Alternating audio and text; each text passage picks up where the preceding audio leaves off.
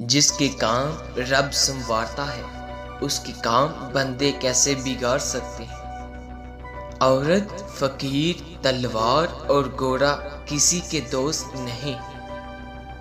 فقر کا دوسرا نام اطاعت ہے جس سے برکت بڑھتی ہے۔ جسے تم کرامت کہتے ہو وہ خودی کا دوسرا نام ہے۔ خودی انسان کو کامل بنا دیتی ہے۔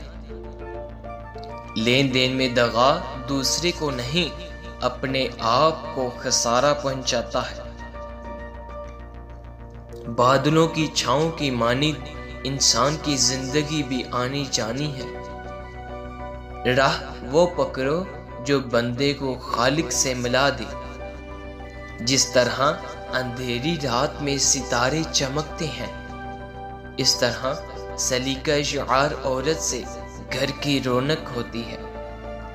جو قوم بیٹیوں کو قتل کرتی ہے وہ کبھی فلاح نہیں پاتی۔